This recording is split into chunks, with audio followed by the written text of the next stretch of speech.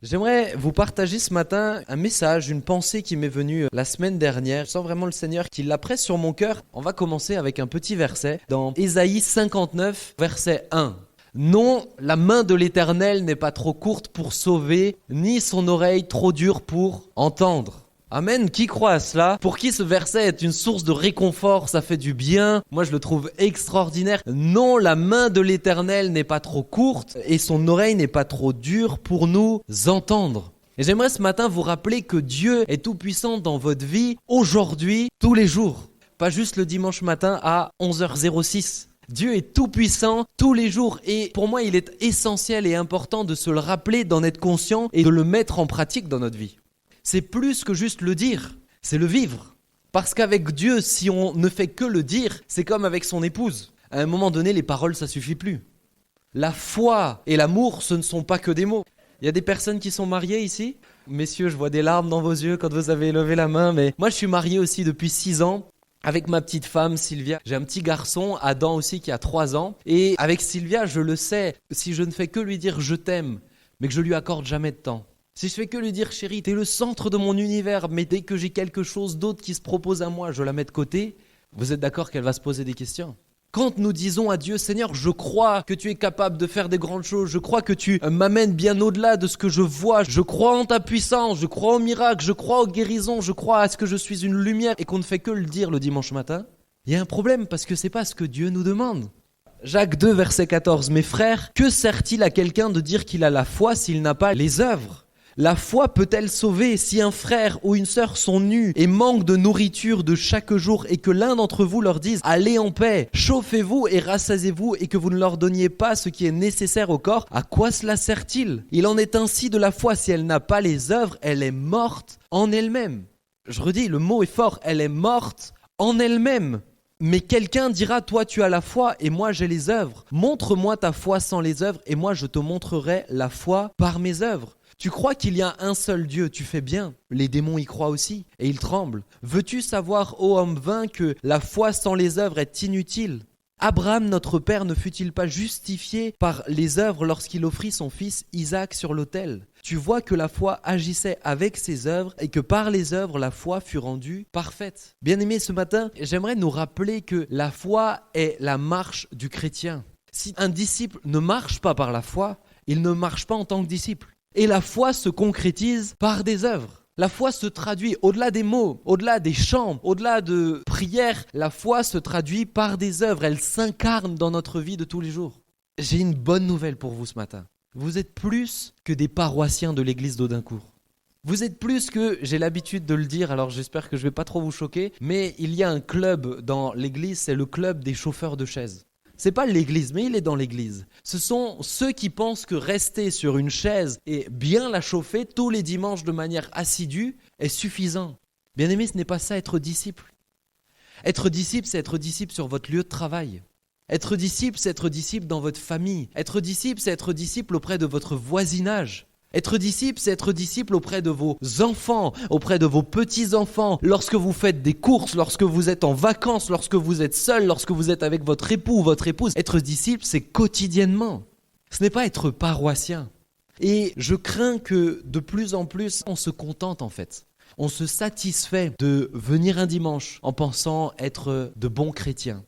On se satisfait de chanter des chansons le dimanche en pensant « c'est bon, on est reparti pour une semaine ».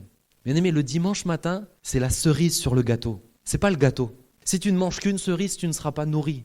Moi, juste la cerise, je vais mal le prendre si vous m'offrez ça en dessert. Si vous m'offrez par contre une forêt noire avec du schnapps alsacien dedans et une belle cerise dessus, là, je serai reconnaissant. Mais le dimanche, c'est la cerise sur le gâteau. Et si facilement, nous nous satisfaisons d'une vie chrétienne fade, légère, d'une vie chrétienne du dimanche matin.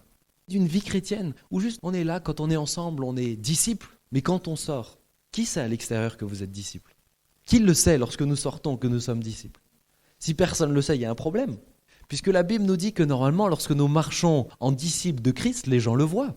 Bien aimé, être disciple, c'est quotidiennement.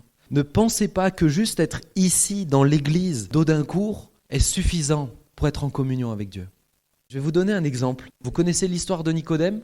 On connaît ce passage, mais il y a une fois, je relisais ce texte et j'étais travaillé. Jean 3, versets 1 à 6. Mais il eut un homme d'entre les pharisiens nommé Nicodème, un chef des Juifs qui vint, lui, auprès de Jésus de nuit et lui dit « Rabbi, nous savons que tu es un docteur venu de Dieu, car personne ne peut faire de miracle comme tu fais si Dieu n'est pas avec lui. » Jésus lui répondit « en vérité, je te le dis, si un homme ne naît de nouveau, il ne peut voir le royaume de Dieu. » Nicodème lui dit « Comment un homme peut-il naître quand il est vieux? Peut-il rentrer dans le sein de sa mère et naître ?» Jésus lui répondit « en vérité, je te le dis, si un homme ne naît d'eau et d'esprit, il ne peut entrer dans le royaume de Dieu. Ce qui est né de la chair est chair, et ce qui est né de l'esprit est esprit. » Je relisais ce texte.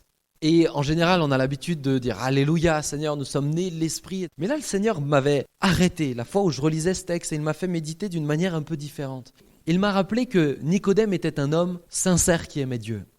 Et vous allez voir, je vais vous le présenter, mais entre Nicodème et Jésus, il y a beaucoup de points communs. Jésus aimait Dieu, le Père. Nicodème aime Dieu. Jésus allait au temple. Nicodème allait au temple.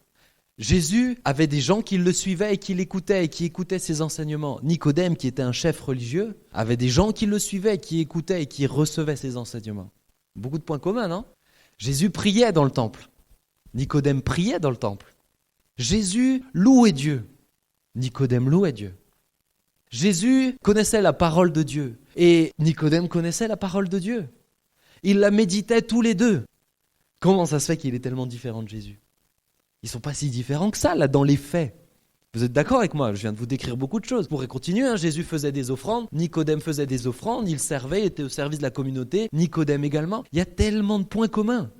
Mais pourtant, ils sont tellement différents. Il y a quelque chose de différent. C'est quoi? C'est l'esprit. Bien-aimé, ce n'est pas juste de venir ici, de lire la Bible et de prier qui fait la différence, c'est l'esprit en vous. Nicodème avait de la connaissance, Jésus avait de la révélation. Nicodème priait un Dieu qu'il voyait de loin, Jésus avait une relation avec son Père. De prime abord, c'est exactement la même chose, mais c'est totalement différent. Et vous, je ne sais pas où vous en êtes dans votre cœur ce matin, mais au fond de vous, vous ressemblez à qui le plus là? À Nicodème ou à Jésus? Dans les faits. Bien-aimé, il y a une vie par l'esprit qui nous est accessible, mais plus, qui est essentielle. Elle est essentielle pour ceux qui sont disciples de Christ. Et pour vous aujourd'hui, elle est essentielle. Dans votre vie de tous les jours, si vous ne marchez pas par l'esprit, vous ne pourrez pas marcher avec Dieu. Mais la marche par l'esprit, on ne l'aime pas trop, parce qu'elle est insaisissable. Un peu plus tard dans le texte, Jésus donne une image. Il dit « Le vent souffle et on ne sait d'où il vient ni où il va. Ainsi en est-il de tous ceux qui sont nés de l'esprit. » Autrement dit, dans le vent, il y a quelque chose que vous ne pouvez pas enfermer. Il y a quelque chose que vous ne pouvez pas mettre dans une boîte. Vous avez déjà essayé de mettre du vent dans une boîte? Essayez, vous verrez qu'il disparaît très vite. Mais c'est exactement la même chose de quelqu'un qui est né de l'esprit. Si vous le mettez dans un fonctionnement uniquement liturgique, on chante telle chose, on fait telle chose, on prend telle chose à tel moment, et puis le dimanche je suis à cet endroit-là, il y a tel moment de l'année je dis ça, il y a tel moment je fais ça. Vous enfermez l'esprit, mais l'esprit est là pour souffler. L'esprit est là pour se manifester ici, mais dans votre vie de tous les jours. Et moi, ça me réjouit. Cette méditation, je l'ai eue il y a quelques temps, mais ça m'encourage encore aujourd'hui quand j'y pense. Bien-aimés, n'enfermez pas le vent de l'esprit dans votre vie quotidienne. N'essayez pas de contrôler. C'est le piège de beaucoup de disciples. C'est comme donner le volant de sa voiture à quelqu'un. Je suis quelqu'un qui aime rouler, mais je déteste donner le volant de ma voiture à quelqu'un. Pourquoi? Parce que je perds le contrôle. Moi, quand je suis côté passager, c'est l'endroit que j'aime le moins. Parce que je me dis l'autre il va se tromper de chemin, je me dis l'autre va pas avoir les bons réflexes. Quand vous êtes côté passager, vous n'avez qu'une seule chose, c'est regarder la route et faire confiance au conducteur. Eh bien c'est exactement la même chose avec Dieu. Et bien des fois, alors que Dieu prend un virage un peu serré et vous n'étiez pas prêt, on a tendance à mettre un coup de volant. Mais il n'y a rien de plus dangereux qu'un passager qui essaye de mettre un coup de volant à ce moment-là. Bien-aimés, vous ne pouvez pas vivre votre vie de disciple comme ça. Vous ne pouvez pas tout contrôler, vous ne pouvez pas tout saisir. Vous devez laisser la place au Saint-Esprit dans votre vie. Dans quel domaine, de quelle manière il y a une dimension insaisissable dans votre vie de disciple? Est-ce que tout est contrôlable? Est-ce que vous pouvez tout expliquer dans votre vie de disciple? Si c'est le cas, si vous pouvez tout anticiper, il y a un petit problème. On anticipe rarement Dieu. Bien-aimés, la vie par l'Esprit, la marche par l'Esprit et cette marche par la foi. C'est cette marche par la foi. Et je vous rappelle, le texte de base, c'est Ésaïe 59. Non, la main de l'Éternel n'est pas trop courte, son oreille n'est pas trop dure pour entendre. Dieu est capable de le faire. Et si nous croyons à cela, eh bien nous le vivons quand nous marchons par la foi. C'est une marche déstabilisante, la marche par la foi. C'est une marche compliquée. Je l'ai déjà donné cette image, mais quand je me suis marié, mon témoin m'a payé un saut à l'élastique. Il vous faut monter, j'étais dans les Vosges, je pense qu'il devait y avoir bien 15 mètres de hauteur, et en dessous c'est de la pierre. Et là, il m'attache juste 2 scratchs au pied. Déjà, il faut avoir foi dans la science aussi, parce qu'avec du velcro, il faut être sûr. Et en fait, l'élastique est sous une passerelle. C'est-à-dire que vous ne le voyez pas. Il est en dessous de la passerelle sur laquelle vous marchez. Donc je pouvais marcher comme ça. Je ne sentais pas du tout l'élastique. Si je regardais pas mes pieds, je ne sentais pas que j'étais attaché aux pieds. Et là, il y a l'instructeur qui vient, il me met au bord du vide et il me dit « Vous voyez le filet en bas ? Il faut le dépasser. » Mais pourquoi vous avez mis un filet en bas s'il faut le dépasser ? Ça me rassurait, ça me faisait du bien. Et il me dit « Non, mais c'est ensuite pour vous récupérer. » J'ai dit « D'accord. » Et là, on se prépare. Et là, vous avez intérêt à faire confiance en l'élastique. En celui qui vous a attaché les pieds, je vous assure. Et là, je veux sauter et il me dit « Attends.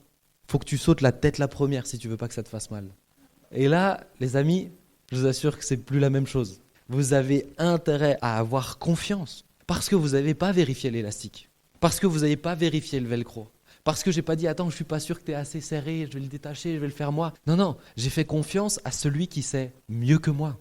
C'est exactement la même chose avec la foi. Si vous voulez que Dieu agisse dans votre vie, si vous voulez que Dieu agisse au travers de vous, il ne faut pas que vous essayiez de tout saisir, de tout préparer, de préparer le terrain comme vous l'imaginiez pour que Dieu puisse intervenir. Non, il faut faire confiance à celui qui sait mieux que vous. J'ai une mauvaise nouvelle, c'est le 2e verset. Ésaïe 59, verset 2. Mais ce sont vos crimes qui mettent une séparation entre vous et votre Dieu. Ce sont vos péchés qui vous cachent sa face et l'empêchent de vous écouter. Si je reviens sur le verset 1, il y a un petit truc qui me dérange. Le nom. Pourquoi il y a un nom ? Si vous regardez chapitre 58, le dernier verset, il n'y a pas de quelqu'un qui dit « Ah, mais Dieu nous a oubliés, etc. » Non. Le nom vient de nulle part. Pourquoi il dit non ? Il dit non parce que le problème, c'est que le peuple d'Israël se disait au fond de lui-même « La main de l'Éternel est trop courte. Son oreille est trop dure pour nous entendre. » Là où il y a du péché, il y a de l'incrédulité. Que vous le vouliez ou non, votre cœur va être de moins en moins dans la foi, de moins en moins attentif à la parole du Saint-Esprit. Parce que là où il y a du péché, l'incrédulité va grandir. Le péché, c'est ce qui arrose cette graine de l'incrédulité. Donc quand Ésaïe dit « Non, la main de l'Éternel n'est pas trop courte », c'est parce que Dieu sait qu'à cause de leurs péchés, ce sont vos crimes qui mettent une séparation entre vous et votre Dieu, ce sont vos péchés qui cachent sa face et l'empêchent de vous écouter. C'est parce que Dieu savait qu'il faisait cela qu'au fond d'eux est née de l'incrédulité. Alors ce matin, j'aimerais vous challenger un petit peu. Est-ce que réellement Dieu est aussi grand que vous le dites et que vous le chantez ? Est-ce que réellement pour vous, dans votre vie de disciple, il est aussi grand? Est-ce que vous le démontrez par vos actes? Si non, si dans certains domaines il y a de l'incrédulité, peut-être qu'il y a du péché quelque part. Si je suis le raisonnement de ce verset, alors peut-être qu'il y a un obstacle entre toi et ton Dieu, entre ta foi et ton Dieu. Le péché est un obstacle à la foi. Le péché est un obstacle à contempler et réaliser la grandeur de Dieu. Alors j'aimerais ce matin nous parler un petit peu du péché. Réalisons-nous encore ce que c'est le péché. On les classe. Alors oui, il y a des péchés, ils ont de plus grandes conséquences. Assassiner une personne, c'est grave. On est d'accord. Mais tuer quelqu'un avec sa langue, c'est la même chose. Parler de quelqu'un quand il n'est pas là. Faire circuler des ragots, des rumeurs. Jésus va quand même jusqu'à nous dire, si ton frère a quelque chose contre toi, va le voir.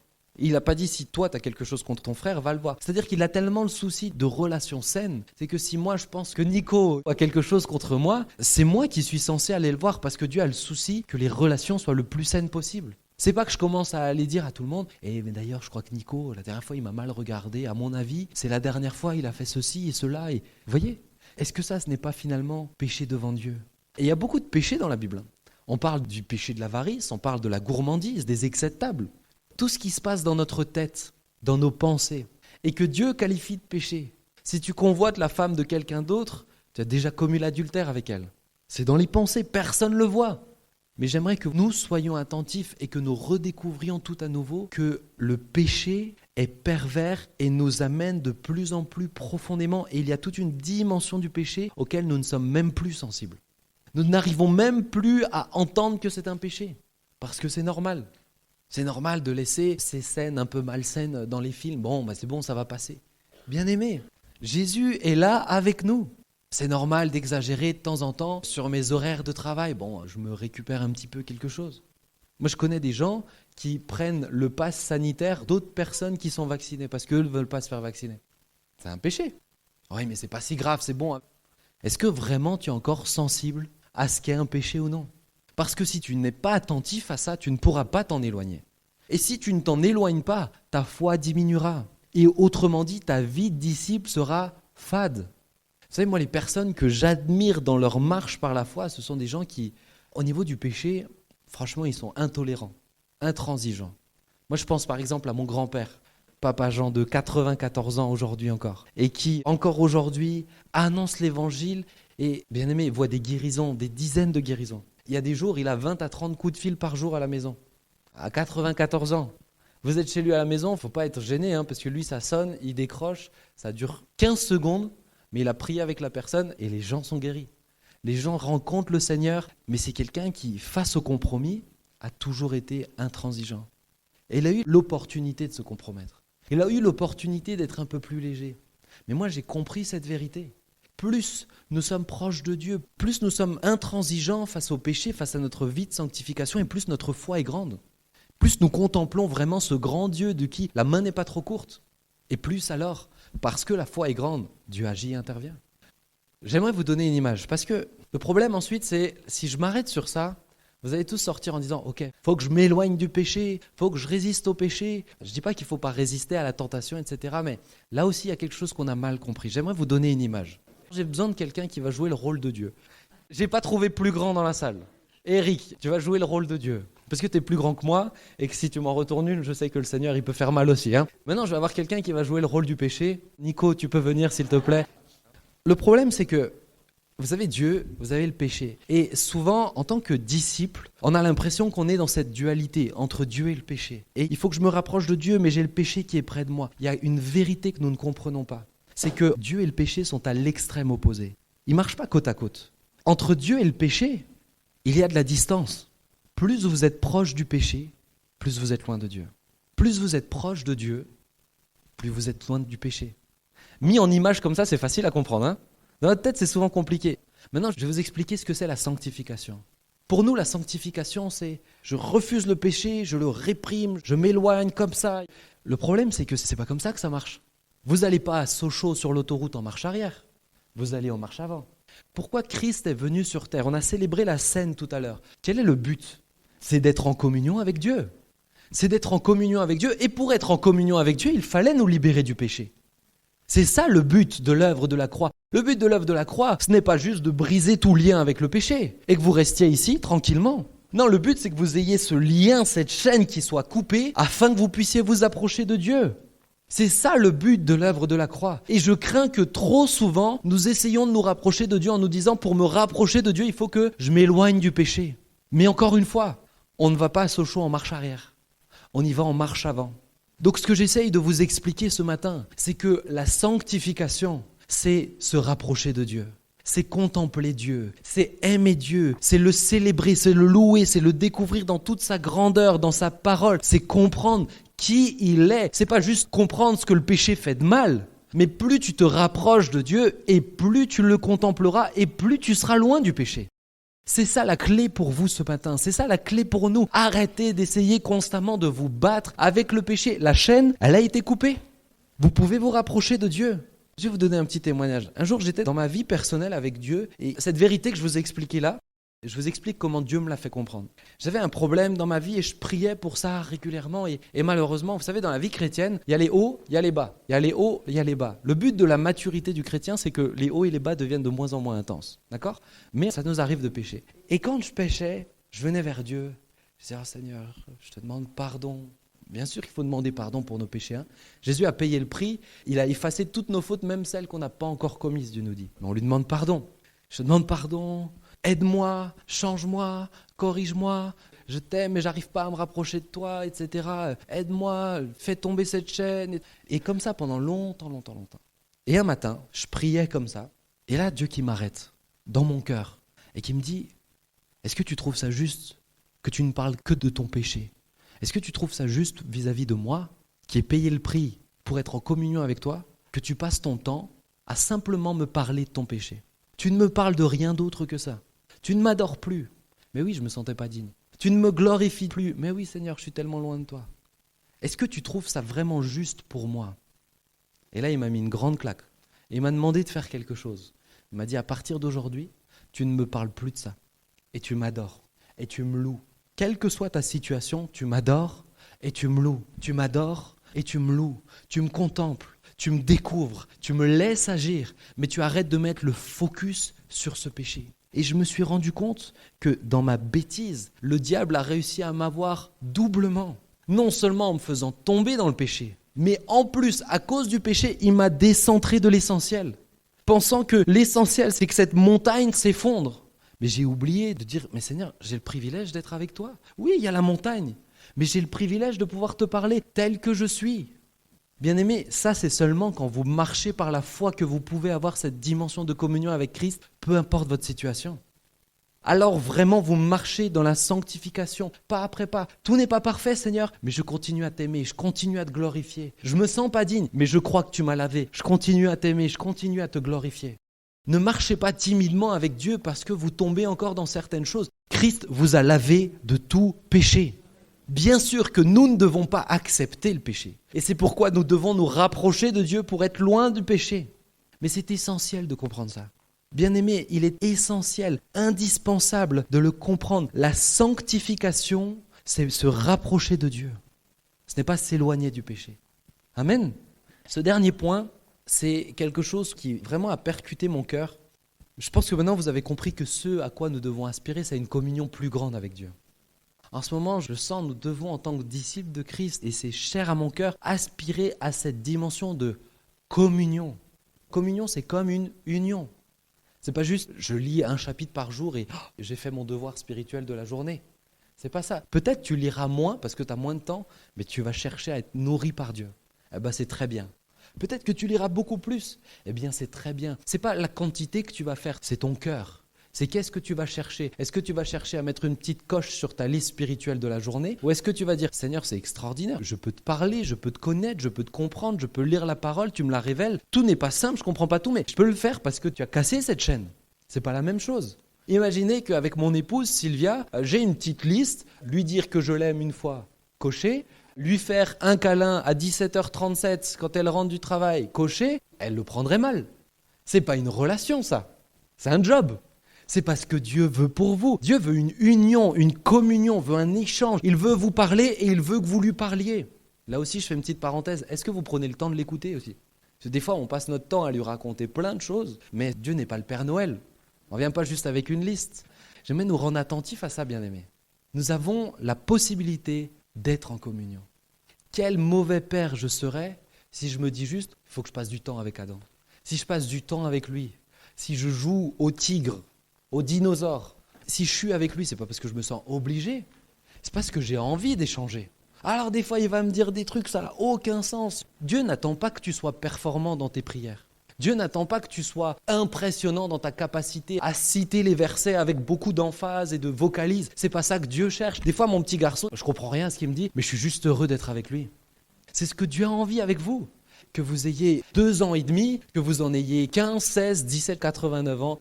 Vous savez, moi je suis touché quand je vois des frères et sœurs bien plus âgés. Vous savez, quand on a réouvert l'église à la porte ouverte à Mulhouse, les 2 premiers, c'était mon grand-père et ma grand-mère.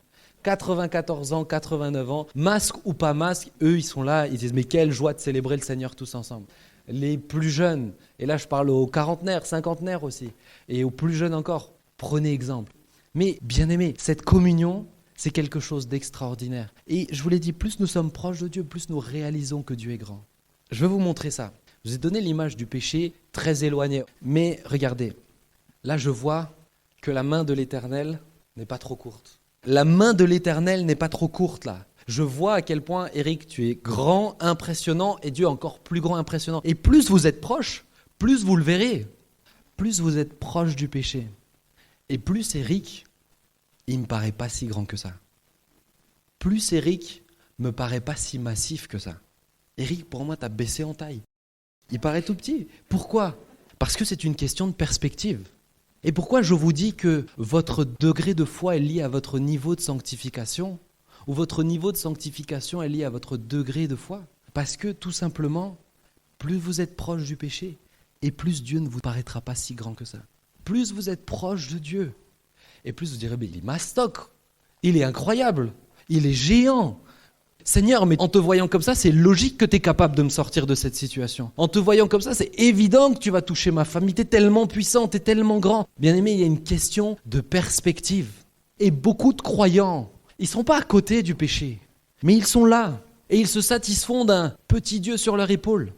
Ils se satisfont d'un Dieu qui, oui, il est capable de faire certaines choses, mais quand même, honnêtement, dans les faits, vous ne démontrez pas qu'il est capable de tout faire.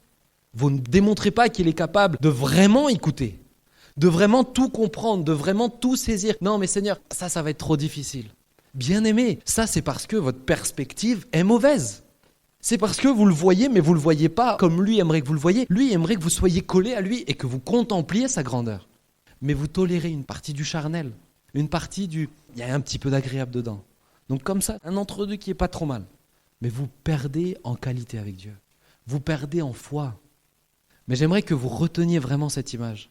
Combien de croyants se satisfont d'un Dieu qui est grand mais pas si grand que ça, d'un Dieu qui est puissant mais le fait que tu ne sois pas persévérant dans tes prières prouve.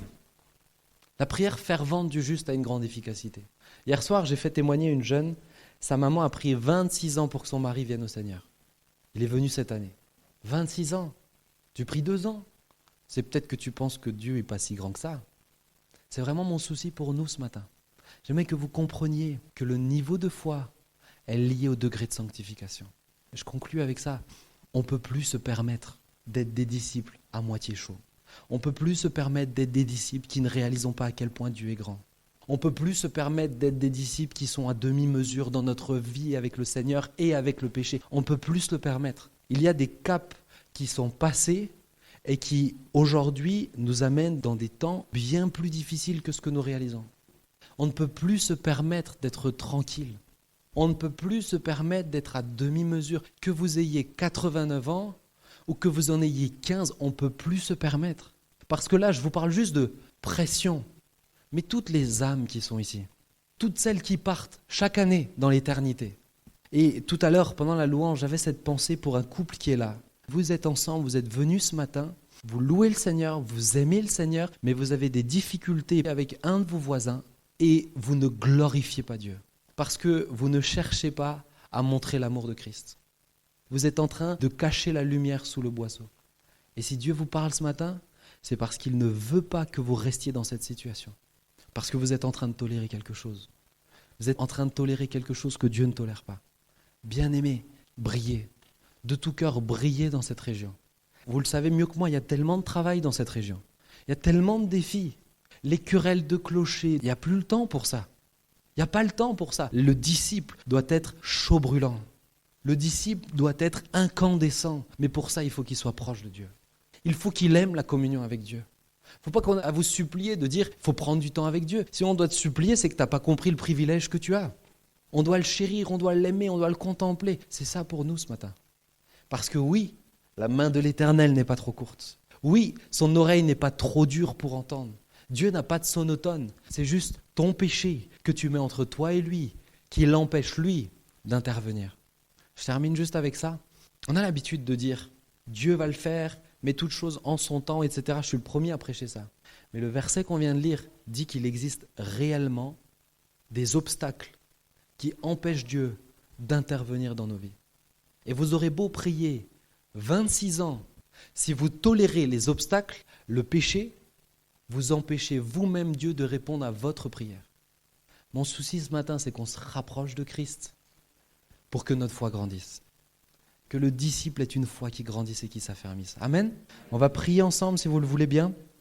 Et ce matin, avant que nous prions, j'aimerais que tu repenses dans ton cœur. Moi, je ne te connais pas, je ne sais pas ton parcours, je ne sais pas où tu en es. Mon frère, ma sœur, je prie vraiment que personne ici n'ait pris ce message comme de la part de quelqu'un donneur de leçons, parce que c'est de loin pas l'intention qui était sur mon cœur. Mais vraiment, je le sens dans le plus profond de mon cœur. Plusieurs, vous aviez besoin de recevoir cette parole. Mais j'aimerais te demander, laisse-la descendre dans ton cœur maintenant, afin qu'elle rentre dans cette terre qui permet de porter du bon fruit. Sur quoi le Saint-Esprit a mis le doigt chez toi? Certains, il a, comme tout à nouveau, révélé des petits péchés, ou plutôt des petits compromis. Et ce matin, tu sens le Saint-Esprit qui te dit, ce n'est pas petit pour moi. Et pour d'autres, il est à nouveau en train de susciter cette soif d'être en communion avec Dieu parce que vous réalisez le privilège. J'aimerais juste ne pas parler quelques instants et laisser l'Esprit de Dieu saisir ton cœur, pour toi personnellement. Écoute-le ce matin.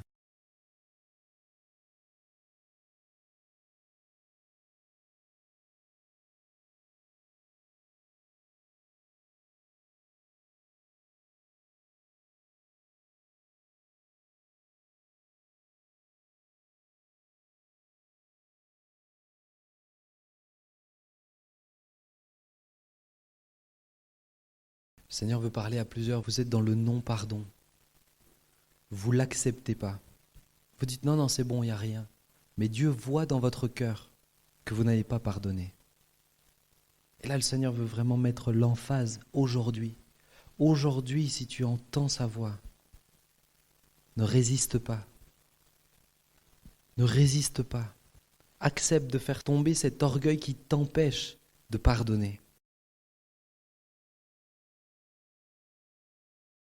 Oh Jésus, merci, le Saint-Esprit est là. Seigneur, merci vraiment pour ta présence, pour ce que tu es en train de faire dans les cœurs. Merci pour ce que tu es en train de déposer, pour les révélations que tu as données, Seigneur, maintenant dans les cœurs de plusieurs. Jésus, je te prie, fais grâce. Et je m'inclus pleinement dedans. Fais-nous grâce, Seigneur. Fais grâce à ton Église. Fais grâce à ton peuple, afin, Seigneur, que nous soyons de plus en plus cette épouse sans tache, ni ride, ni rien de semblable. Nous ne voulons pas, Seigneur, être affaiblis lorsque tu reviendras. Nous voulons être belles et prêtes pour toi. Alors, Seigneur, réveille nos cœurs. Rends-nous sensibles à la voix de ton Esprit Saint. Rends-nous attentifs à ce que tu veux pour nous et surtout, rends-nous encore plus amoureux de qui tu es pour se rapprocher de toi tous les jours. Seigneur, je te le demande, dans ta grâce, dans ta bonté. Seigneur, je te prie, interviens s'il te plaît. Interviens, glorifie-toi. Manifeste-toi, Seigneur. Je te loue et je te bénis pour cela. Alléluia. Je sens que le Seigneur voudrait encore guérir plusieurs personnes. Et ce que j'aimerais vous proposer, c'est que je puisse prier pour les malades. Je ne vais pas imposer les mains sur chaque malade, mais je vais vous demander, alors que vos yeux sont fermés, si tu es malade, la parole de Dieu dit, vous imposerez les mains aux malades, les malades seront guéris. On peut s'attendre à cela. Alors avec toute la mesure Covid, on ne va pas le faire comme ça, mais on va faire autre chose aussi. C'est une question de foi, bien-aimé. Si tu es malade, tu poses ta main là où tu souffres. Si tu ne peux pas la poser là où tu souffres, tu la poses sur ton torse. Comme un signe, Seigneur, je m'attends à toi. Comme un signe de foi, un pas de foi. Il y a un homme ici, tu es atteint de dépression. Et Dieu te le dit, à la fin du mois de janvier, tout sera terminé. Tu vas sortir du puits en 1 mois. À la fin du mois de janvier, tu iras voir ton médecin. Et avec ton médecin, tu lui demanderas, j'aimerais essayer de cesser le traitement. Et le médecin dira, ok, on va essayer. Et tu ne reprendras plus jamais. Mais attends-toi à Dieu. Et surtout, Seigneur te dit, sois amoureux de moi. Aime-moi plus que n'importe quoi d'autre. Et je t'en sortirai. Seigneur touche une personne, vous avez des problèmes au niveau de vos poumons. Et là aussi, Dieu vous touche instantanément. Miraculeusement. Dieu vous touche maintenant. Vous pourrez faire les examens nécessaires. Dieu vous touche totalement. Il y a une personne aussi sur ma gauche, vous avez des problèmes au niveau de la circulation sanguine, votre sang ne fluidifie pas bien et Dieu vous fait grâce maintenant. Cela engendre des conséquences plus ou moins graves. Aujourd'hui, vous êtes dans une période somme toute normale ou je dirais gérable, mais il y a eu des moments dans votre vie où cela a été réellement un handicap et Dieu vous touche maintenant parce qu'il vous aime et parce que la main de l'Éternel n'est pas trop courte. La main de l'Éternel n'est pas trop courte. Père éternel, tu vois chaque personne qui a la main posée, Seigneur. Je ne suis pas, Seigneur, plus puissant qu'un autre, Seigneur, ce n'est pas moi qui ai de pouvoir, mais nous avons la foi. Et Seigneur, j'ai la foi en toi. Et je crois maintenant, Seigneur, de tout mon être, tout mon cœur que tu es capable d'intervenir. Et tu vois chaque personne, chaque bien-aimé qui pose sa main comme un signe d'attente. Je m'attends à ce que Dieu le fasse. Eh bien, Père, c'est pourquoi avec beaucoup d'assurance, parce que tu nous l'as donné, parce que tu nous l'as promis, eh bien, j'appelle la guérison dans les corps maintenant au nom de Jésus-Christ. Seigneur, j'appelle cette guérison surnaturelle et miraculeuse au nom de Jésus-Christ. Et Père, je te demande que toute douleur quitte les corps. Seigneur, afin que la foi de mes bien-aimés grandisse, afin, Seigneur, que ce ne soit pas juste un flot de paroles qui se soit passé ce matin, mais Seigneur, que ce soit l'action toute puissante d'un Dieu vivant encore en 2021. Seigneur, je prie pour cela et je te remercie par avance parce que je sais que lorsque nous te demandons, lorsque nous nous unissons à prier, tu entends, tu écoutes et tu réponds. Alors que toute la louange et la gloire te reviennent. Et Père, je te le demande aussi, s'il y a un obstacle qui empêche l'exaucement, eh bien, révèle-le à mes bien-aimés. Révèle-le dans leur cœur, par un songe, par une pensée, par une personne, quel que soit le moyen, mais révèle-le, parce que ce que nous voulons, c'est que tu puisses intervenir. Que ton nom soit loué, béni et glorifié, Père. Amen.